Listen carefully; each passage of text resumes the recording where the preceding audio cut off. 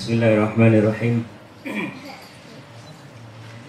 Assalamualaikum warahmatullahi wabarakatuh.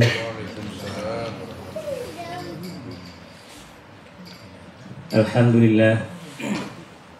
Alhamdulillahilladzi anzala al-kitaba wa lam yaj'al lahu 'iwaja qayyiman liyunzira ba'san shadidan min ladun wa yubashshirul mu'minina alladhina ya'maluna as-solihati anna lahum ajran hasanan. Asyhadu an la ilaha illallah wahdahu la syarika lah wa asyhadu anna Muhammadan 'abduhu wa rasuluh. Amma ba'du. Bapak-bapak, ibu-ibu, adik-adik, para peserta wisata rohani Jamstart di Jungai Camp, rahimakumullah. Alhamdulillah pada pagi ini kita masih diberikan taufik oleh Allah Subhanahu wa taala untuk bisa bangun dan melaksanakan salah satu rutinitas kegiatan kita, yaitu salat lail, kemudian dilanjutkan dengan salat subuh, dan dilanjutkan dengan berikutnya adalah lanjutan dari kitab Audatus Sabirin yang tadi malam sudah dimulai oleh Ustaz Azhar ya.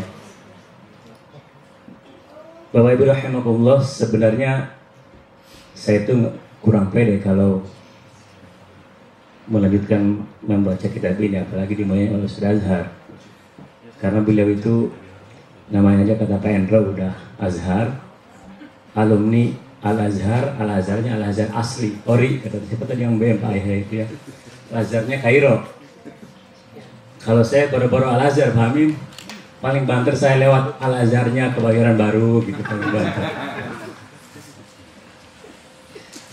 Yang lebih hebat lagi sih saya dulu pernah jadi pengajar juga di Al-Azhar, Al-Azhar Sukabumi juga. Rahimahumullah. Ini kita masih melanjutkan temanya tentang sabar.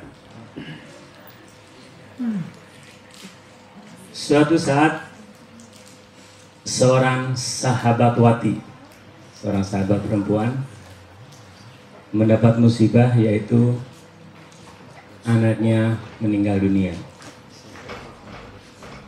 Ketika seorang ibu terutama mendapat musibah ujian dari Allah Subhanahu wa taala, anaknya meninggal dunia, pasti sangat sedih sekali. Sangat sedih sekali karena anak yang dicintainya dipanggil oleh Allah Subhanahu wa taala. Mungkin dalam pandangan kita manusia, ini Allah kayaknya nggak adil kok. Kenapa anak yang saya cintai kok dipanggil begitu cepatnya? Karena kita memahaminya dari sisi kita sebagai manusia. Dan biasanya kalau ada orang yang meninggal dunia, kemudian kita suka bertakziah sebagai seorang muslim, kemudian salah seorang yang berkunjung dari Rasulullah SAW, dan seperti biasa Rasul juga menasihatkan untuk isbiri, bersabarlah atas musibah ini. Mungkin si perempuan ini ya karena saking sedihnya, saking galaunya, dia tidak memperhatikan siapa sih yang ngomong tadi itu, yang menyuruh bersabar itu. Secara refleks dia mengatakan, kalau kata orang Jakartanya, enak aja lu bilang sabar, yang meninggal kan bukan anak lu gitu, kalau bahasa Betawinya gitu ya. Coba kalau yang meninggalnya anak lu, bisa nggak lu ngomong sabar? Rasul paham bahwa sahabat ini memang sedang galau, sedang sedih. Rasul pergi. Kemudian sahabat yang lain berkata, setelah beberapa saat kemudian diberitahu, kamu tahu nggak siapa yang waktu itu memberikan nasihat agar kamu bersabar? Siapa? Beliau itu Rasulullah SAW. Sahabat ini merasa bersalah, kemudian mendatangi Rasulullah SAW untuk minta maaf atas peristiwa ini. Dan beliau mengatakan, Rasul, aku sekarang baru menyadari betapa pentingnya nasihatmu itu agar aku bersabar. Itu setelah beberapa hari, setelah beberapa lama, maka Rasulullah SAW Beliau bersabda, as-sabru 'inda sadmatil ula. Sabar yang paling ngetop itu adalah yang pertama kali ketika terjadi sebuah musibah. Begitu ada musibah, kemudian kita bisa bersabar, itulah sabar yang sebenarnya. Tapi kalau sudah sabar sudah 3 minggu gitu misalnya, kita kehilangan barang misalnya, begitu saja kita dompet kita hilang, sialan nih misalnya, atau sendal kita hilang, misalnya kita tendang apa, pintu dan sebagainya. Setelah 2 hari besoknya, oh iya ya, itu kan musibah, mestinya aku bersabar. Kata Rasulullah SAW, itu sabarnya kurang mantap, itu begitu. Mungkin seperti yang tadi malam saya katakan, ketika Nasrullah Khoja, ketika ada yang memberitahu bahwa keledainya yang diikat di luar itu hilang, begitu mendengar berita itu beliau mengatakan, alhamdulillah, yang hilang keledainya ketika sudah tidak saya tunggangi lagi. Dari kata Pak Hendro, karena begitu kalau saya masih di situ, saya ke bawah hilang. Dan ini ada salah satu filsafat Jawa, kata Pak Hendro tadi ya. Orang Indonesia, terutama orang Jawa saja, selalu mengatakan untung dalam sebuah musibah. Ketika ada kecelakaan, untung yang pengen cuma mobilnya, orangnya enggak. Ketika ada misalnya apalagi pencurian, untung yang hilang cuma misalnya televisi atau radio. Saya juga ada punya pengalaman. Kebetulan saya kakak Hendro gitu, meskipun kita visanya visa Sudan, Mas Lugas, visanya Sudan, tapi kata Pak Hendro tadi malam kita Sudannya itu nomor 4 gitu kan, Hendro ya. 1, 2, 3-nya ada, Pak Hendro bukan nggak ada ini Pak ya. Kadang-kadang saya itu nomor 1-nya, kadang-kadang cleaner, kadang-kadang ya. Kadang-kadang juga pengembang lempar orang sama Anto gitu kan, itu yang nomor 2-nya. Kadang-kadang nomor 3-nya jangmel gitu, kadang-kadang. Saya 3 hari yang lalu sebiasa jangmel, kemudian bawa troli gitu. Biasanya saya mobilnya parkir di pinggir jalan, kemudian dorong troli biasa keliling gitu. Setelah jauh ke depan gitu, udah berapa jauh dari mobil, nanti trolinya disimpan, saya ambil mobil, maju supaya selesai. Ketika saya ngambil mobil, ketika saya nyampe ke tempat saya nyimpan trolinya nggak ada. Saya tidak tahu apakah orang menyangkanya itu sudah dibuang, pada saat simpan di pinggir jalan. Mungkin disangka ada orang nyangkanya itu dibuang sehingga ada yang ngambil. Ketika saya pertama kali, ya Allah, saya kan mau pakai untuk dorong jamil, tiba-tiba kok nggak ada. Tapi kemudian saya berpikir menggunakan filsafat Indonesia tadi yang untung. Ketika tadi mobil saya tinggalkan, saya dorong troli. Kemudian berikutnya troli saya tinggalkan, saya pindahkan mobil. Begitu gantian saya masih bersyukur. Yang diambilnya troli ini bukan mobilnya kan. Saya masih bersyukur.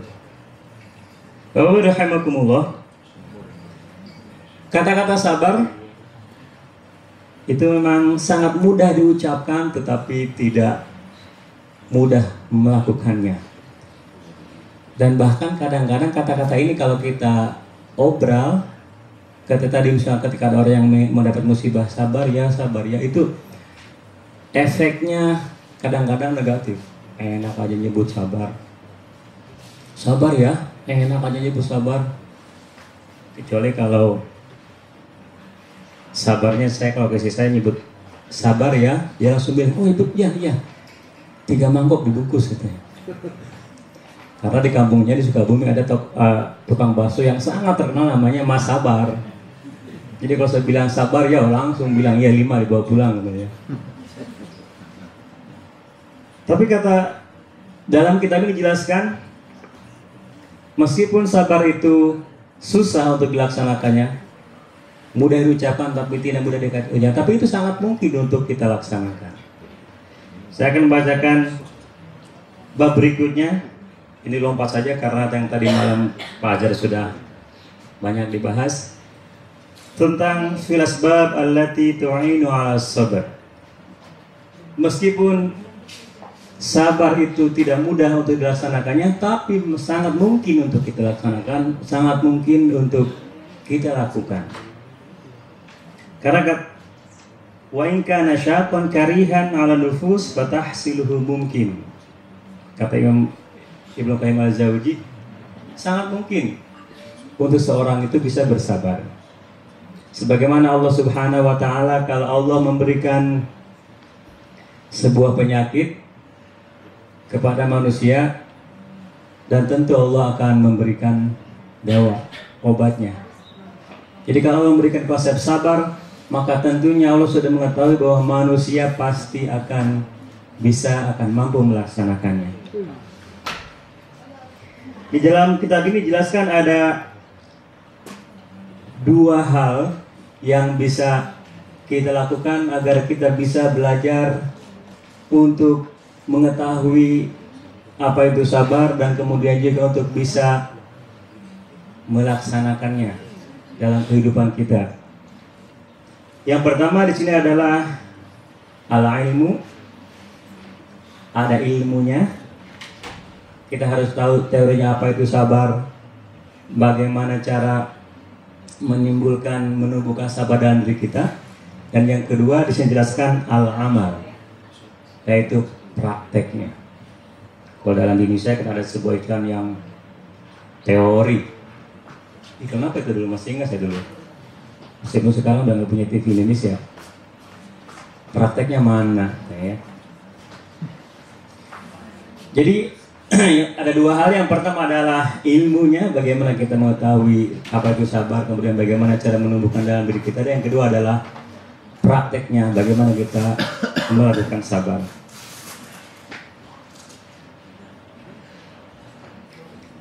Di sini jelaskan bahwa yang namanya sabar itu adalah musara'ah ba'ithul aqli wa din li ba'ithil hawa wa nafs. Sabar itu adalah sebuah pergulatan, pertikaian antara akal dan agama di satu pihak. Mungkin kita sering mengatakannya di sayap kanan lah. Dan yang kedua, al-hawa wa nafs, hawa nafsu di sebelah kiri. Inilah yang dimaksud dengan sabar, pergulatan antara akal, pikiran yang sehat, ajaran agama dengan hawa nafsu. Disitulah terjadinya tarik ulur kesabaran. Makanya kata pengarang kitab ini dikatakan, faida azama ala tadawi wa muqawamata hadada falyudhifu awalan bi umur. Kalau dianggap sabar sebagai sebuah obat, maka untuk bisa mendapatkan kesabaran kita perlu melakukan beberapa hal berikut. Yang pertama adalah, karena tadi sabar itu adalah bagaimana kita mengalahkan hawa nafsu kita. Ya, kita sabar sekarang, mestinya sekarang saat ini liburan Easter long weekend.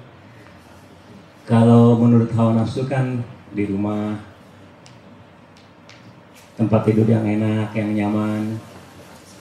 Nggak usah kita tidurnya di cabin yang sangat dingin. Karena tadi malam di kita di ruang 7 ya, ternyata Kang Anton nggak tahu bahwa jendelanya itu terbuka, terusan dingin banget katanya ya. Ternyata emang jendelanya itu harus diputar dulu biar nutup.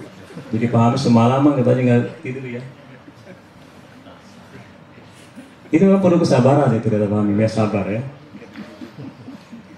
Bagaimana cara kita menumbuhkan kesabaran dengan agar kita bisa mengalahkan hawa nafsu tadi itu? Kalau kita kan nafsunya long weekend gini ya, ngapain ke Jungai Camp? Ada apa sih di situ? Udah tengah hutan lagi, udah nggak ada apa-apanya. Enaknya kan minimal kemana long weekend? Ngapain misalnya masih jauh-jauh dari Canberra datang ke sini? Padahal udah tinggalnya di Brisbane misalnya. Enaknya misalkan Gold Coast kemana gitu kan? Kata pengarang kitab ini, ahaduha an yadhuru ila madati quwwati syahwah. agar bisa menumbuhkan kesabaran dalam diri kita, yang pertama adalah agar kita bisa mengalahkan hawa nafsu syahwat dalam diri kita adalah kita lihat apa penyebab yang membuat kita, seorang manusia itu bisa memiliki hawa nafsu yang besar.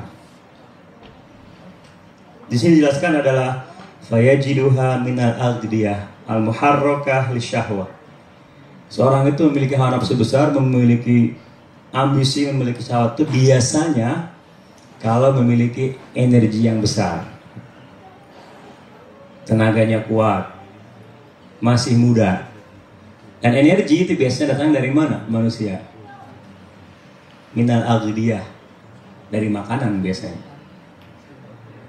Ya, ini mungkin pagi-pagi agak lemes-lemes kelihatannya ini karena belum sarapan pagi katanya alasannya kan. Nanti setelah sarapan pagi masih lemes juga, ngantuk katanya kepenuhan. Ya.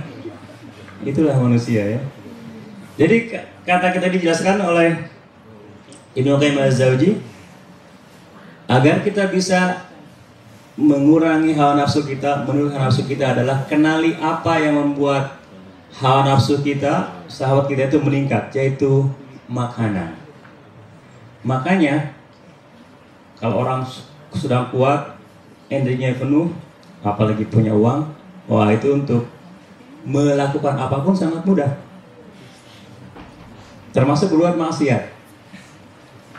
Tapi kalau sedang berpuasa, beda ya. Kalau sedang berpuasa itu kalau kita lama, apalagi udah menjelang asar mau menjelang maghrib gitu,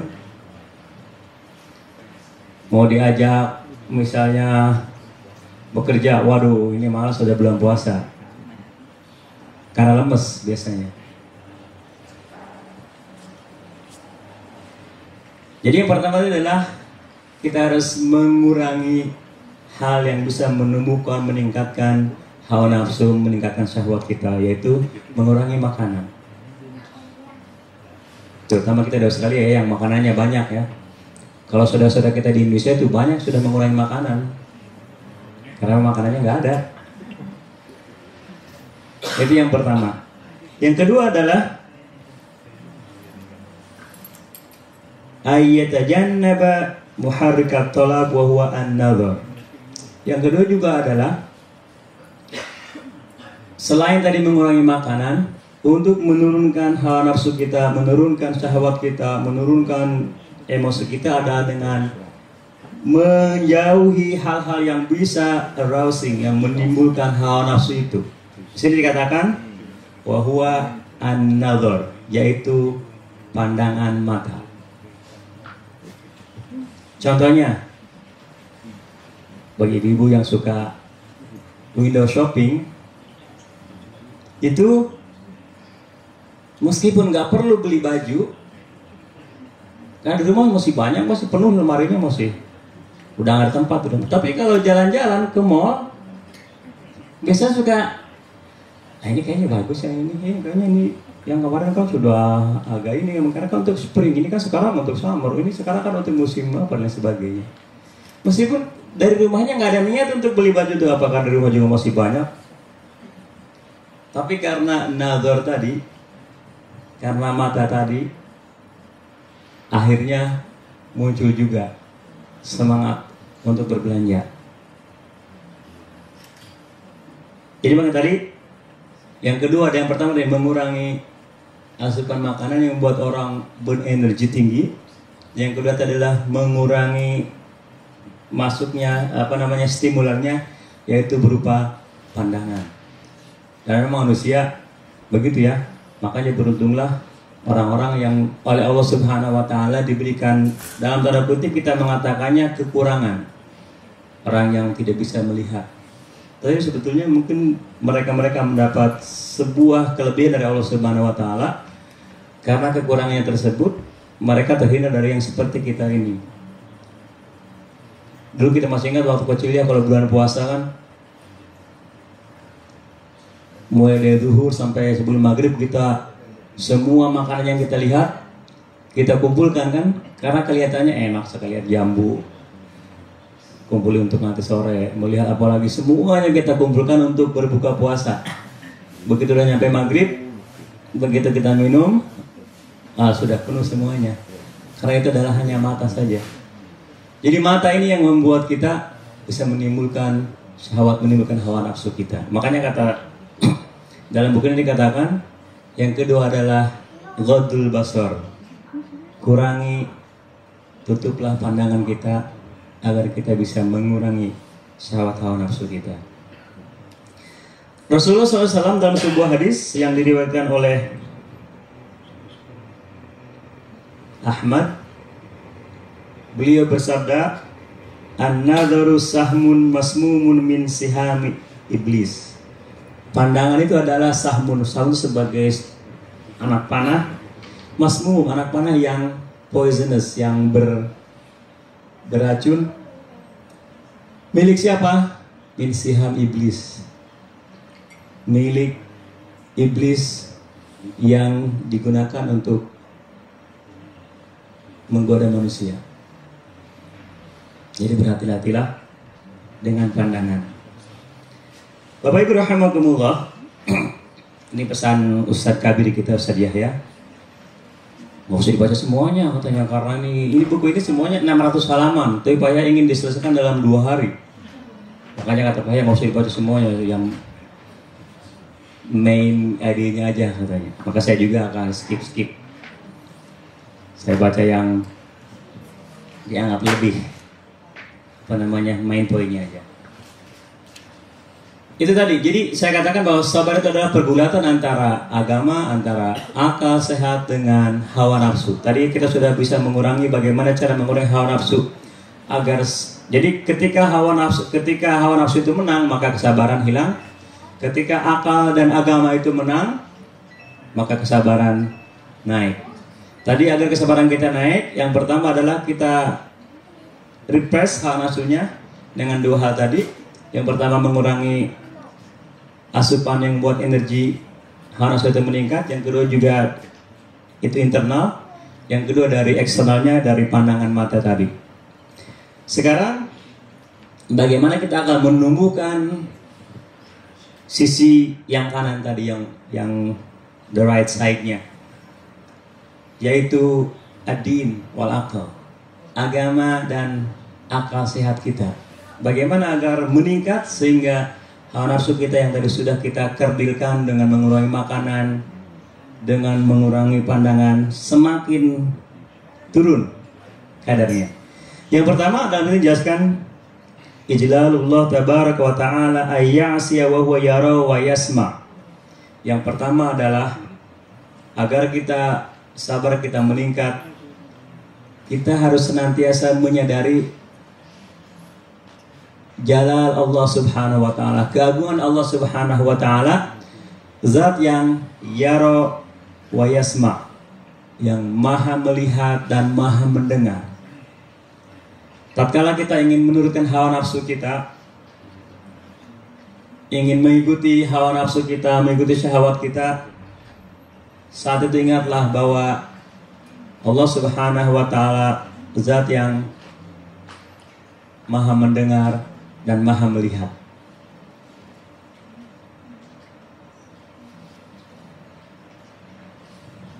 Kalau kita menyadari ini, dan ini memang juga tidak mudah untuk melaksanakannya ya. Bagaimana kita menumbuhkan, sangat tidak mudah untuk menumbuhkan dalam diri kita perasaan muraqabah, diawasi oleh zat yang maha melihat, the most seeing and the most knowing.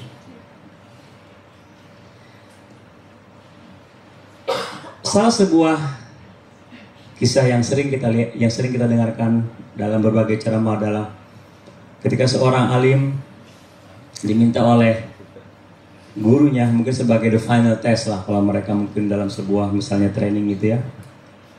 Final testnya adalah diminta untuk menyembelih seekor binatang, katakanlah ayam, dengan sebuah syarat agar disembelihnya di sebuah tempat yang sepi yang tidak bisa dilihat oleh siapapun. Ini jelas the final testnya. Silahkan semuanya bawa binatangnya, bawa ayamnya, sembelih ayam ini di sebuah tempat yang tidak bisa dilihat, diketahui oleh siapapun. ada seorang peserta yang dia ke belakang sana, mungkin di tempat parkir, di sela-sela mobil, kayaknya nggak ada orang lihat nih, dia sembelih ayamnya, datang ke trainernya. Sudah sembelih, sudah. Di mana? Di sebelah sana dari tempat parkir. Pasti nggak ada yang melihat, nggak ada. Saya lihat ke kiri kanan udah nggak ada orang, semuanya saya sembelih. Yang satu lagi, dia pergi mungkin ke agak sedikit ke hutan sebelah sana, dia juga lihat kiri kanan nggak ada orang yang melihat, dia juga sembelih ayamnya, kembali ke trainernya. Ini saya juga sudah. Ada seorang peserta yang lama nggak kembali, yang lain sudah kembali semua dengan ayam sudah tersembelih, sama si trainernya ini kemana sih pulang? Jangan-jangan dia tersesat, nggak tahu jalan pulang. Setelah tunggu agak lama, muncullah dia dengan ayam di tangan yang masih hidup, hanya belum sembelih. Teman-teman yang lain mau tertawakan, wah lihat, the loser katanya ya. Ini dalam acara racing itu, udah paling lama, selesainya begitu kembali, belum disembelih juga. Kita udah dari tadi, katanya ayam sudah mau kita goreng bahkan. Ketika ditanya oleh trainernya, kenapa belum kamu sembelih juga? Kata si peserta ini, saya belum menemukan requirement yang tadi dijelaskan. Tadi kan perintahnya sembelih di tempat yang tidak ada seorang pun yang bisa melihatnya. Teman-teman yang lain kan bisa. Saya sudah mencoba untuk kemana-mana membawa ayam ini, ke tempat yang sunyi, ke tempat yang gelap. Tetapi setiap saya mau sembelih, saya sadar ternyata masih ada zat yang melihat dan mendengar apa yang saya lakukan, yaitu Allah Subhanahu wa Ta'ala. Sehingga saya tidak jadi menyembelihnya. Tadi kan kata instrukturnya kan tidak ada yang bisa melihatnya, mengetahuinya. Dia tidak mengatakan manusia. Mungkin manusia tidak melihatnya, tapi Allah Subhanahu wa Ta'ala yasma'u wa yara, mendengar dan melihat apapun yang kita lakukan. Bapak Ibu rahimakumullah, yang berikutnya adalah ketika kita mencoba untuk bersabar untuk tidak melakukan maksiat. Yang berikutnya adalah kita harus menyadari masyhadu mahabbatihi subhanahu wa ta'ala. Kita harus melihat alasan kita untuk tidak melakukan maksiat ini adalah karena kecintaan kita kepada Allah Subhanahu wa Ta'ala, bukan karena kita takut kepada Allah Subhanahu wa Ta'ala. Wa afdalu tarki tarkul muhibbin. Kalau kita tidak melakukan sesuatu karena rasa cinta kita, misalnya kita tidak selingkuh karena cinta kita kepada istri kita, kita tidak melakukan maksiat karena cinta kita kepada Allah Subhanahu wa Ta'ala. Itu beda antara cinta dengan takut. Kalau dalam bahasa Indonesia bukan antara takut dengan segan lah, ya. Kalau kita segan dengan seorang, dengan takut dengan bos misalnya, kita takut dengan bos atau segan dengan bos. Kalau kita takut dengan harimau tuh takut atau segan? Hah? Mas Aris, saya itu segan dengan harimau saya itu misalnya. Jadi kalau ada kita harimau, halo bro, apa kabar bro gitu ya. Dengan harimau itu mestinya harus takut. Kalau kita takut, kalau ada harimau yang lepas dari sangkarnya, kalau bukan harimau yang di kebun binatang, kalau ada binatang sih meskipun kita belai-belai juga nggak akan dia bisa keluar ya, kecuali kalau dibuka pintunya. Kalau kita takut, ya kita jauhi. Karena itu takut, kita jauhi. Orang yang takut biasa dengan manusia.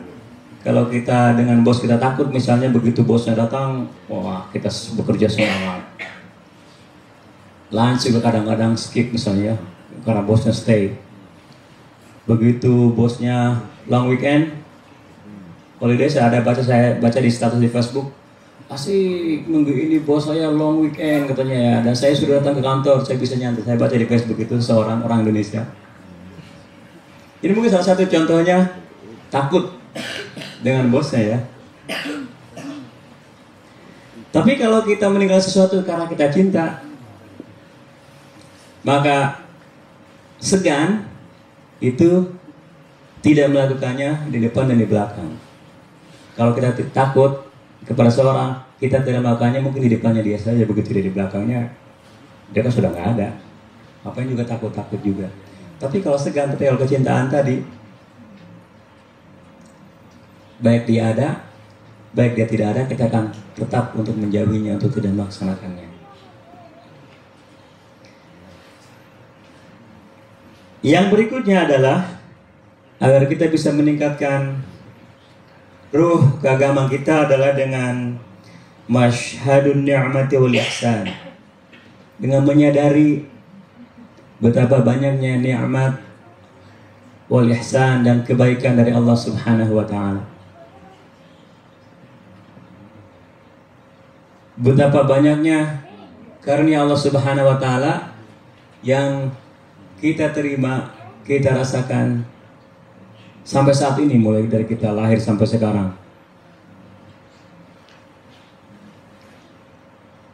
Yang sering kita dengarkan adalah kalau kita mau menghitung-hitung nikmat Allah Subhanahu wa taala yang telah kita terima dengan mesin teknologi alat hitung yang paling canggih sekalipun, kita tidak akan bisa menghitungnya, apalagi kalau menghitungnya pakai lidi atau pakai sempoa gitu ya. Betapa banyaknya nikmat al-ihsan, kebaikan dari Allah Subhanahu wa taala yang kita terima. Kita masih bisa bernapas dengan gratisnya tanpa menggunakan tabung oksigen. Bagi orang yang punya asma, menyadari betapa mahalnya bisa bernafas.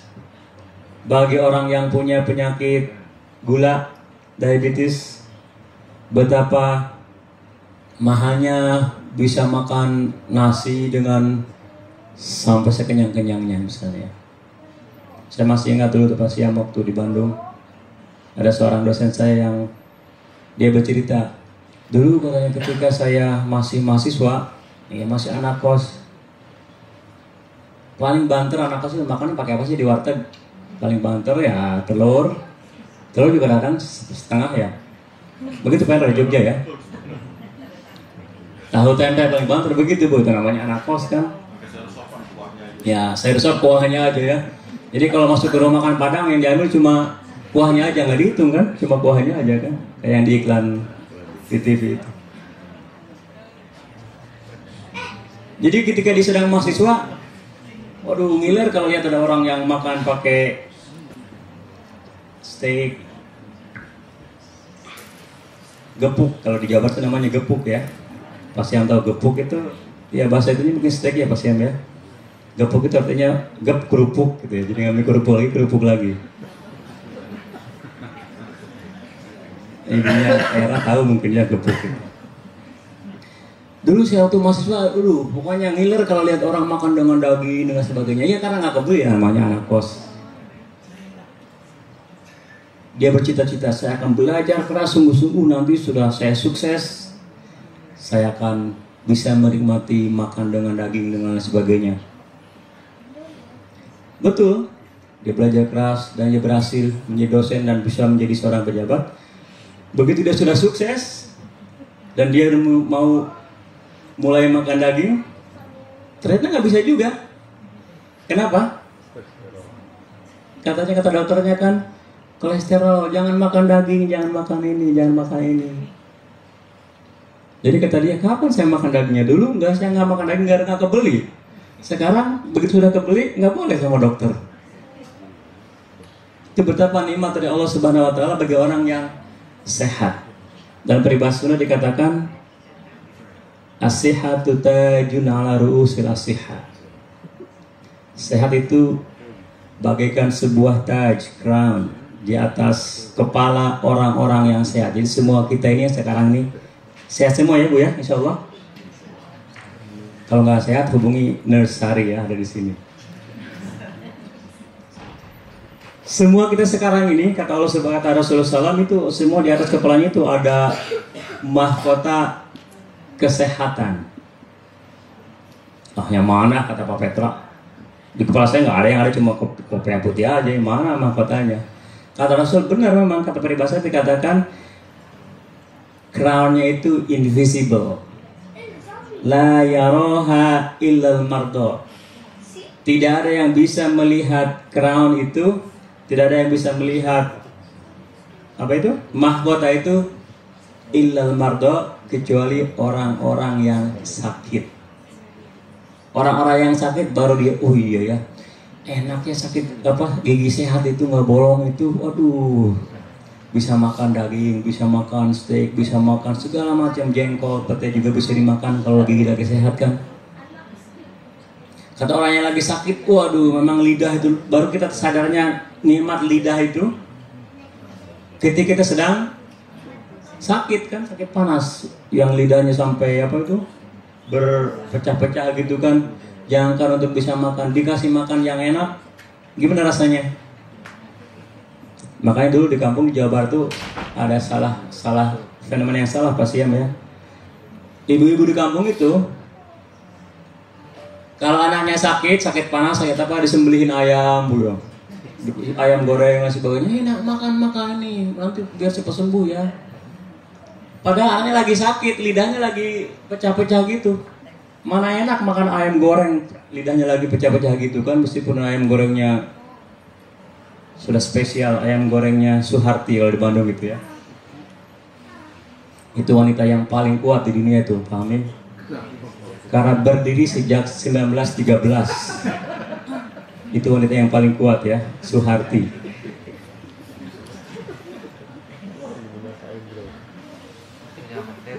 Iya, saudaranya menit itu. Jadi yang tadi adalah kita menyadari betapa nikmat Allah Subhanahu wa Ta'ala sangat luar biasa yang kita terima, unlimited, yang kita tidak pernah ditagih oleh Allah Subhanahu wa Ta'ala. Kalau Allah itu seorang professional accountant kayak Pak Ekro, supaya balance ini mana pemasukan mana pengurangan, kayaknya kita sudah gimana tuh? Kan lebih tahu nih, mungkin sudah ini semua ya, inflasi semua udah, defisit semuanya kita ini. Kalaupun kita misalnya beribadah dari mulai kita kecil sampai usia kita dewasa sampai meninggal dunia, beribadah terus kepada Allah Subhanahu wa Ta'ala. Ibadah kita yang puluhan tahun itu mungkin yang kalau seandainya ibadahnya itu memang betul diterima oleh Allah Subhanahu wa Ta'ala, kok dibandingkan dengan salah satu nikmat yang diberikan Allah Subhanahu wa Ta'ala kepada kita, contohnya nikmat mata saja. Bagaimana kita bisa melihat, bagaimana mata kita itu kalau ada serangga yang datang tiba-tiba langsung ngedip sendiri, tidak usah diprogram. Dan kadang-kadang kalau mata kita itu kalau tiba-tiba kelilipan ada pasirnya, tiba-tiba langsung ada airnya, otomatis ada air matanya. Karena ternyata betapa mahalnya kalau orang tidak bisa, matanya tidak bisa mengeluarkan air mata ya. Bayangkan. Mungkin orang medis tahu ya. Berapa biayanya agar orang bisa mengeluarkan air mata. Nikmat dari Allah Subhanahu wa Ta'ala. Jadi kalau kita menyadari betapa nikmat Allah Subhanahu wa Ta'ala, maka insya Allah ba'ithuddin tadi, keberagaman kita, akal sehat kita akan meningkat sehingga bisa mengalahkan hawa nafsu kita, bisa mengalahkan syahwat kita. Bapak Ibu rahimakumullah, saya skip lagi nih Pak ya. Sampai jam berapa Dok? Sampai asar.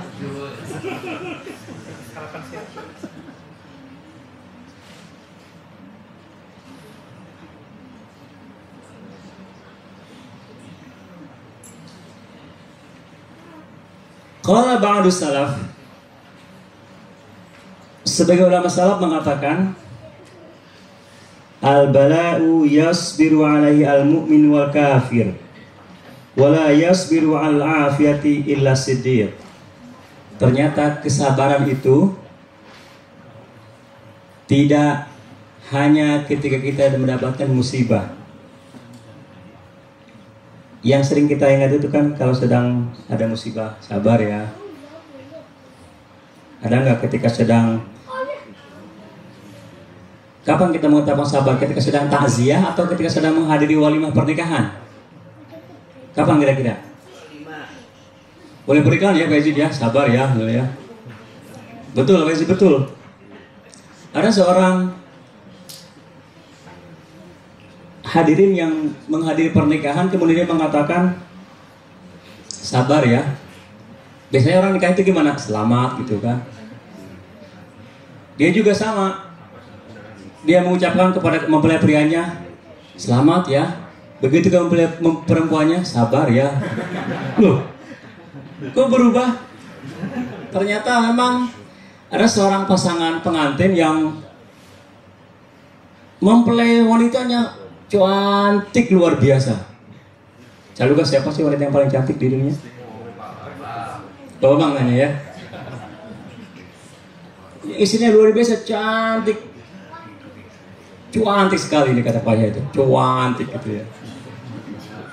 Tapi laki-lakinya mempelai prianya, mohon maaf biasa-biasa saja gitu. Bahkan mungkin di bawah standar lah gitu ya. Saya nggak berani mencontohkan siapa gitu kan.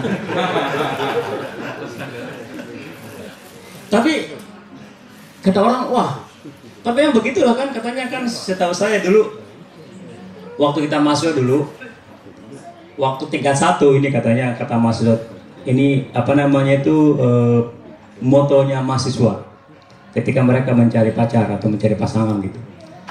Ini kata mahasiswi, kalau tingkat 1 cari cowok itu yang keren, yang ganteng habis kan. Masa sih punya pacar yang kalau dibawa kondangan jangan malu-maluin gitu kata mereka kan. Jadi kalau begitu dibawa kondangan kata temennya kan langsung, saya suka lihat di acara apa itu yang TV yang comic standing itu yang gitu ya. Kalau yang cowoknya ganteng kan begitu datang kondangan belum ditanya sama temennya, ini teman gua, cowok gua katanya gitu kan. Padahal belum ditanya kata temannya, siapa yang nanya gitu. Tapi kalau laki-lakinya tuh biasa-biasa aja, si perempuannya diam aja. Begitu ditanya, teman biasa kata gitu. Itu tingkat 1. Begitu tingkat 2, tingkat 3, targetnya apa tuh namanya? Ininya sudah, kriterianya sudah turun. Dan biasanya semakin dewasa 34 itu sudah berubah. Bukan lagi ketampanan, bukan lagi kekerenan. Ketika seorang wanita memilih pria untuk menjadi suaminya, bukan pacar, yang dipikir adalah apa Pak Hendro? Kepribadiannya Pak Yahya. Punya rumah pribadi, punya mobil pribadi, punya tabungan pribadi, kepribadiannya betul. Jadi sangat mungkin seorang mempelai pria dan wanita itu yang perempuannya sangat cantik sekali sementara lakinya biasa-biasa aja, biasa saja. Itu memang sudah sangat umum terjadi gitu ya. Makanya kata-kata para undangannya, selamat ya, yang pada perempuannya bersabar ya. Ketika kebetulan diwawancara oleh media massa, bagaimana perasaan setelah menikah dengan istri Anda yang baru ini? Wah, saya bersyukur kepada Allah Subhanahu wa Ta'ala karena mendapatkan seorang istri yang cantik, yang soleha, yang luar biasa. Oh, begitu ya. Kemudian si wartawannya bertanya kepada mempelai wanitanya, bagaimana perasaan Anda? Alhamdulillah, saya berdoa kepada Allah agar diberikan kesabaran, katanya memiliki suami seperti ini.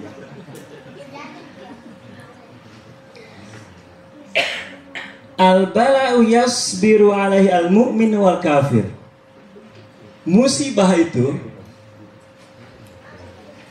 yang sering kita alami oleh semua manusia. Kalau orang bersabar ketika mendapatkan musibah, itu bukan hal yang baru, bukan hal yang keren abis gitu ya. Di sini dikatakan yang bisa bersabar ketika ada musibah itu bukan hanya orang mukmin, orang kafir juga bisa. Orang yang tidak beriman juga ketika ada musibah juga ingat kepada Allah Subhanahu wa taala, kepada Tuhannya. Ya, saya masih ingat dulu pernah naik pesawat dari Balikpapan ke Jakarta. Di tengah jalan itu ada yang turbulence itu ya, pasti yang ngedrop itu. Kaget kan, sebenarnya itu musibah pasti. Dan semua penumpang, saya yakin semuanya ingat kepada Allah Subhanahu wa taala, apapun agama mereka. Saya juga astagfirullahaladzim, saya langsung berdoa, ya Allah. Setelah itu saya lihat ke kiri kanan, ada yang begini, ada yang begini juga. Ternyata ketika ada musibah, semua manusia, al-mu'min wal kafir, yang beriman, yang muslim dan yang non muslim juga semuanya juga bisa bersabar dan semuanya ingat kepada Allah Subhanahu wa taala. Itu pun ada musibah. Manusia itu biasanya lebih lulus menjadi orang sabar kalau mendapatkan musibah. Coba kalau kita kesandung, astagfirullahaladzim, ya Allah, ketika kita sakit gigi, ya Allah, sakit gigi sakit sekali. Orang bule juga kan gimana? Orang bule, oh my god. Yang bulenya agak sedikit sekuler, yang tidak ingat kepada Allah, oh my gosh. Itu kan mereka tuh inginnya my god, tapi biar saya kan nggak religius, my gosh, kan jadi Tuhannya menjadi hantu. Ya hantu dengan Tuhan nggak sama saja kan? Tuhan hantu sama.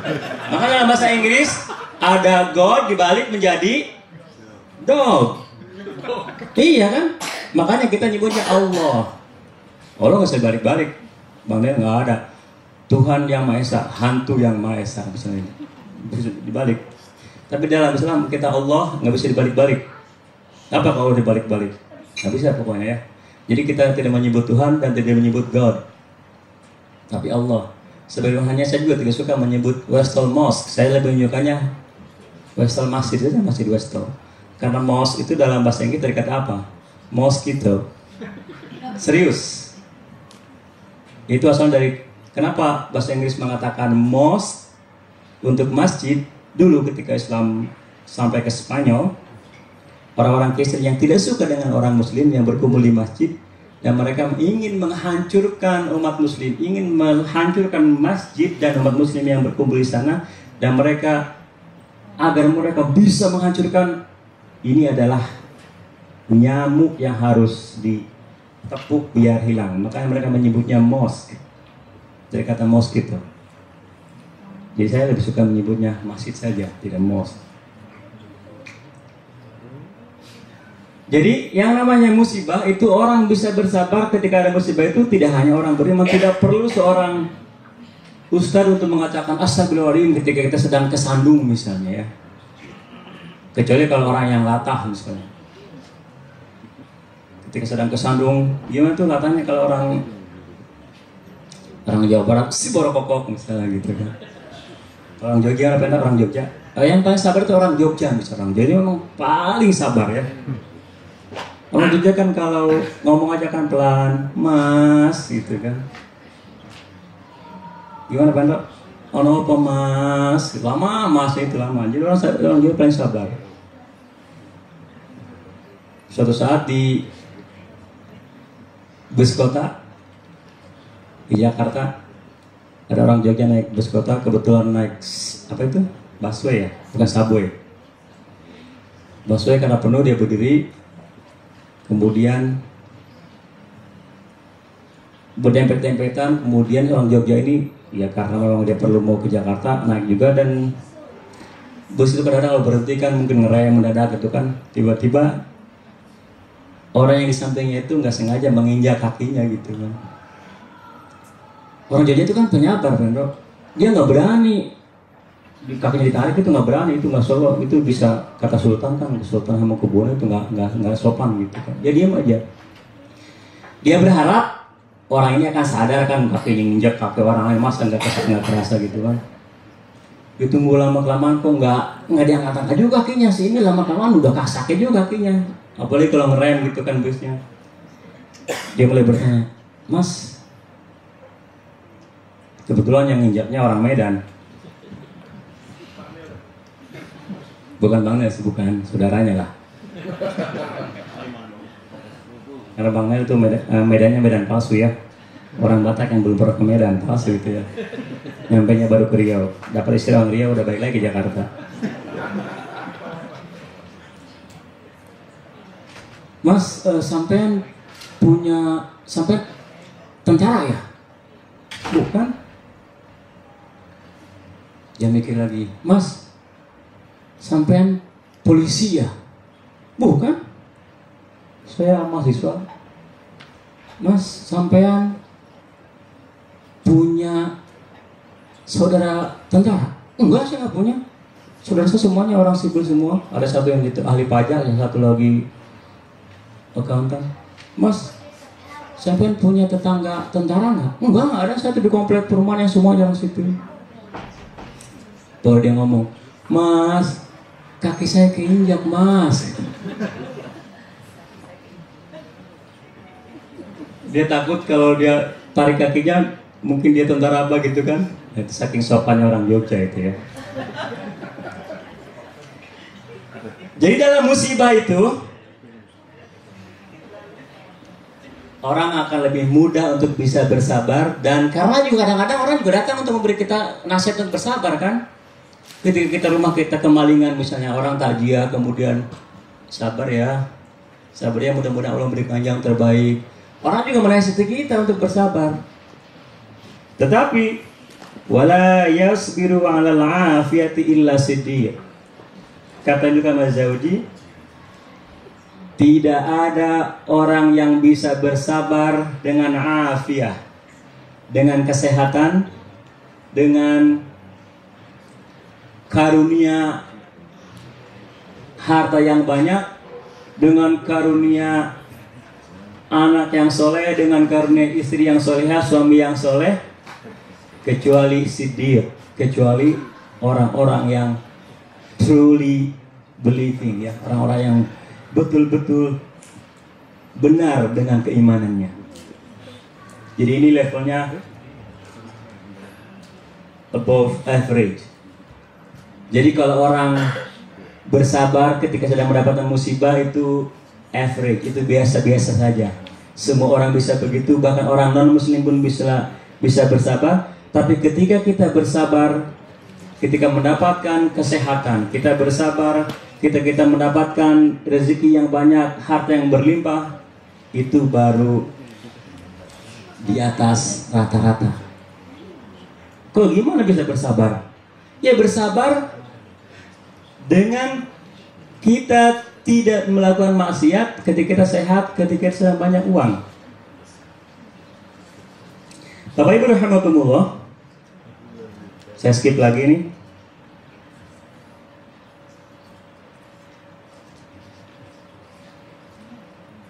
Ini sudah bab terakhir kan, Dok? Saya katakan tadi, sabar itu mudah diucapkan, mudah dibicarakan, tetapi tidak mudah untuk dilakukan. Dan Rasulullah SAW, Allah sangat tahu bahwa ini memang susah. Makanya kata Allah Subhanahu wa taala, "Wa man ishtadda da'ihu ila dzalika wa sahula 'ala fi'lihi fa sabruhu ashaqqu shay'in 'alaihi." Tadi ya, bersabar dalam kesehatan, bersabar dalam harta yang banyak yang melimpah itu, kata kita dijelaskan, ketika temptation, bersabar untuk misalnya tidak korupsi. Kalau anggota DPR di Indonesia yang tidak korupsi dengan seorang mahasiswa yang tidak korupsi, kira-kira pahalanya besar mana? Kira-kira seorang anggota DPR, anggota komisi berapa itu yang basah, yang membawahi dinas perairan, itu komisi yang basah itu, membawahi dinas pertamanan, kerjaan setiap hari nyebor air gitu kan, itu komisi yang basah. Seorang anggota DPR RI yang tidak korupsi dengan seorang mahasiswa aktivis yang tidak korupsi, kira-kira lebih susah mana untuk bersabar tidak korupsinya? Kira-kira yang mana? Anggota DPR, Bu ya? Kayaknya ibu dulu pernah punya tetangga anggota DPR kayaknya ya, jadi tahu. Kalau seorang mahasiswa yang aktivis yang keluar anti korupsi segala macam, ya biasa-biasa aja ketika dia tidak korupsi, karena memang mau korupsi apa? Seorang guru, saya juga guru, yang tidak korupsi dengan seorang menteri yang tidak korupsi, kira-kira lebih susah mana tidak korupsinya? Kalau seorang guru mau korupsi apa dulu saya bilang, oh, guru mau korupsi apa? Mau korupsi kapur, nanti TBC malahan gitu. Jadi dikatakan, barang siapa yang godaannya untuk berbuat maksiat, untuk berbuat korupsi, untuk berbuat kejahatan itu yang godaannya lebih tinggi, dan dia juga wasahula alaihi fi'luh, dan dia juga lebih mudah untuk melaksanakannya karena opportunity-nya besar. Ingat kata-kata Bang Napi, gimana? Sebuah kejahatan terjadi karena ada faktor kesempatan, katanya ya. Seorang yang memiliki kesempatan untuk berbuat maksiat, Nabi Yusuf tadi malam udah ditutup semua pintunya, dan pintunya nggak satu, kata Pak Yaya. Udah ditutup semuanya, tidak ada wartawan, tidak ada KPK yang ke sana, tidak ada CCTV karena sudah diambil oleh yang bertopeng yang 12 orang yang di Cebongan itu ya. Itu memang di Indonesia luar biasa itu ya, bukan hanya di film tapi itu real story ya. Yang orang yang godaan untuk berbuat maksiatnya sangat tinggi dan dia juga sangat mudah untuk bisa melakukannya, tetapi dia tetap bersabar untuk tidak melakukan maksiat. Asyakku sya'in alaihi walihada kana sabr sultan. Makanya kata pengarang kitab ini, seorang pejabat, seorang sultan yang tidak korupsi, seorang sultan, seorang raja, seorang bupati, seorang gubernur yang tidak berbuat semena-mena, berbuat zalim karena dia berkuasa, seorang pemuda kayak Zaki gini yang mau-maunya datang ke camping gini, sementara teman-temannya mungkin pada pergi kemana gitu karena masih muda, apalagi misalnya weekend habis baru gajian. Dan kesabaran orang-orang kaya yang banyak uang tadi untuk tidak berbuat maksiat dengan uang dan kekayaannya, indallahi bimakam, di mata Allah Subhanahu wa taala, orang-orang tersebut memiliki tingkat kesabaran yang di luar kebiasaan, yang luar biasa. Makanya dalam Islam, dalam hadis yang kita tahu, seorang pemuda yang hatinya muta'allaqun bil masjid, seorang anak muda seumur Zaki misalnya yang belasan tahun, tetapi dia rajin ke masjid, itu nilainya di mata Allah Subhanahu wa taala berbeda dengan seorang pensiunan, mohon maaf ya baca nggak ke Bapak, yang rajin ke masjid. Yang tentu saja seorang pensiunan juga lebih baik. Seorang pensiunan, seorang pemuda yang rajin ke masjid lebih baik daripada seorang pensiunan yang rajin ke masjid. Tetapi seorang pensiunan yang rajin ke masjid lebih baik daripada seorang pensiunan yang tidak ke masjid. Betul kan?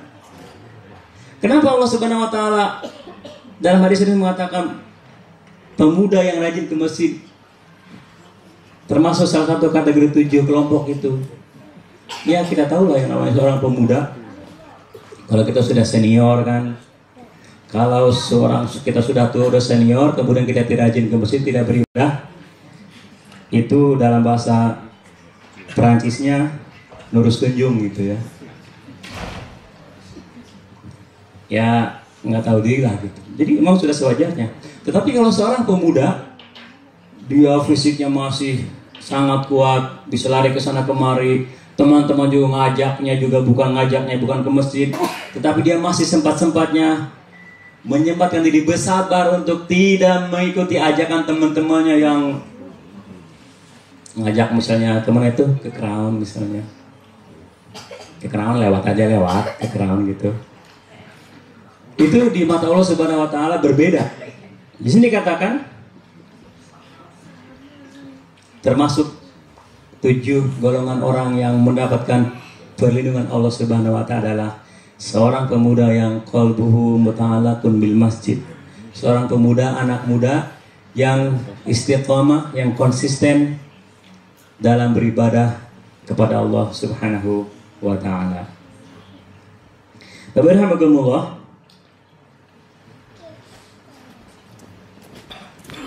Satu lagi nih, terakhir. Karena Pak Endo sudah ngedip matanya, sudah nyuruh berhenti katanya. Sebuah hadis yang diriwayatkan oleh Ali radhiyallahu anhu, beliau mengatakan, "Fasabrun 'alal musibah, as-sabru thalathatun." Sabar itu terletak dalam 3 hal. Yang pertama adalah fasabrun 'alal musibah. Ini yang sudah sangat kita kenal, bersabar ketika kita mendapatkan musibah. Dan saya katakan tadi, ini adalah sabar yang biasa. Orang beriman dan orang tidak beriman juga, kalau dapat musibah biasanya mereka ingat kepada Allah, ingat kepada penciptanya sesuai dengan keyakinannya masing-masing. Dan banyak juga orang yang consoling, yang menghiburnya kalau kita mendapatkan musibah. Jadi adalah wasabrun al musibah. Yang kedua adalah sabrun ala ta'ah. Ternyata taat kepada Allah, menjalankan perintah juga itu perlu kesabaran. Ya, kita untuk bisa bangun subuh itu juga perlu sabar. Untuk mau datang ke Jungai Camp itu perlu kesabaran. Saya katakan tadi ya, Bang Nel jauh-jauh dari Jakarta ke Melbourne, ngapain ke sini? Tidurnya dipisahin di sini kan? Jauh-jauh dari Jakarta, tiketnya mahal, nyampe ke sini, tidurnya oleh panitia dipisahin sama istrinya. Sialan nih panitia katanya. Tiket high season nih jamin katanya. Ini sabar. As-sabru ala ta'ah. Kenapa? Karena ketaatan kepada Allah Subhanahu wa taala, tahu talabul ilmi, mencari ilmu itu kewajiban bagi semua manusia, kecil, besar ataupun dewasa. Sehingga tetap as-sabru ala ta'ah. Ini yang tidak mudah. Ya, ketika kita banyak uang, ketika kita sedang sehat, kadang-kadang kita tidak bisa bersabar untuk tidak menggunakan kesehatan kita untuk beribadah kepada Allah Subhanahu wa taala. Kadang-kadang kita suka nantilah begitu ada suara azan, bentarlah 5 menit lagi nih, masih tanggung, kopinya belum beres. Ini sebentarlah pekerjaannya belum beres, nih tinggal desain aja nih, desain nanti setelah desain baru saya sholat. Tapi ketika desain mau di print misalnya, ya biasa saya datang printernya mati dan sebagainya, sehingga sholatnya agak mundur.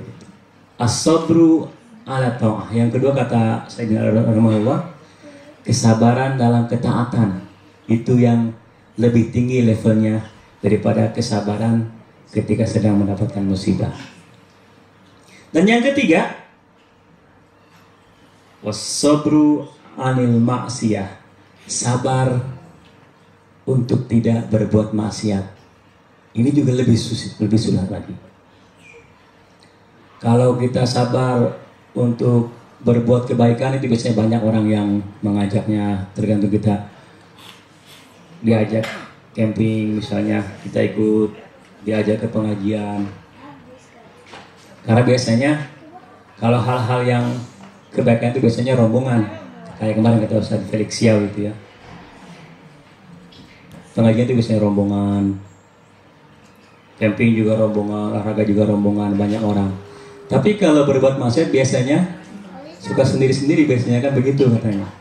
Sehingga ketika kita sendiri Tapi ketika bersabar untuk tidak berbuat maksiat, maka kata Sayyidina Rasulullah, pahalanya lebih tinggi. Level kesabaran lebih tinggi daripada ketika kita bersabar dalam musibah dan ketika bersabar untuk tetap istiqomah dalam menjalankan perintah Allah Subhanahu wa taala.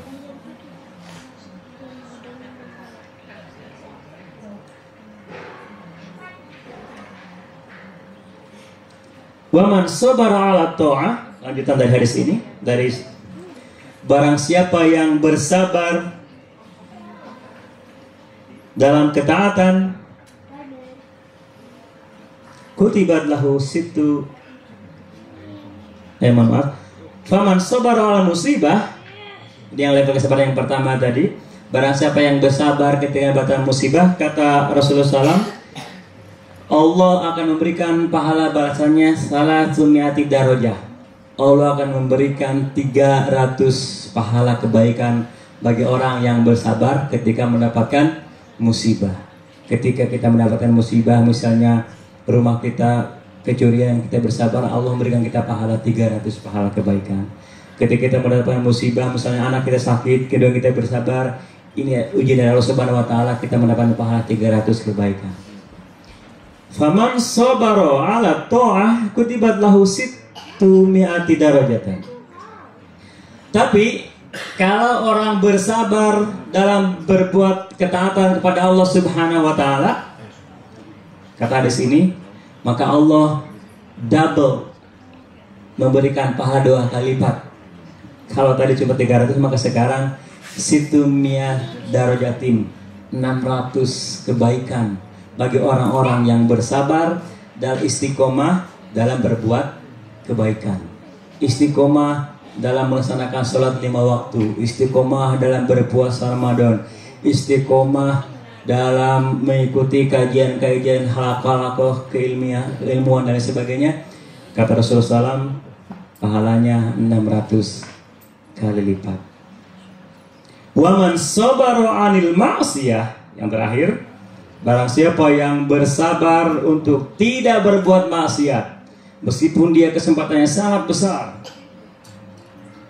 Misalnya Pak Ekro, anggota BPK dulu ya, tapi beliau mencoba untuk meninggalkan maksiat sehingga kabur ke Melbourne dalam rangka untuk meninggalkan maksiat. Pak Ekro, subhanallah. Nah di sini kata Pak Ekro ya, lebih jelas mana yang haram mana yang halal, jangan kata Pak Ekro ya, sana agak remang-remang banyak makanya ya katanya. Barang siapa yang bersabar, yang menahan dirinya untuk tidak berbuat kemaksiatan, kata Rasulullah SAW, kutibat lahu tis'u mi'ati darajatin, pahalanya dilipatkan lagi dari 300 tadi menjadi 600, sekarang menjadi 900 kebaikan bagi orang yang bersabar untuk tidak melakukan perbuatan maksiat kepada Allah Subhanahu wa taala.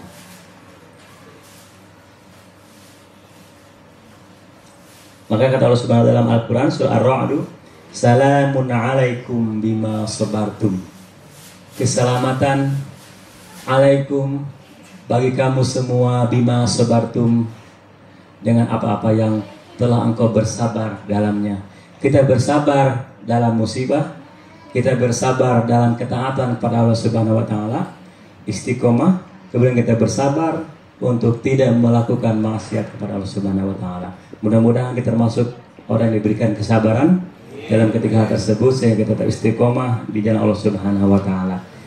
Mungkin itu yang bisa saya sampaikan, nanti insya Allah akan dilanjutkan oleh Ustaz Yahya, sebab lebih mantap lagi dengan oleh Ustaz Kabir ya, oleh Ustaz besar kita. Demikian, assalamualaikum warahmatullahi wabarakatuh.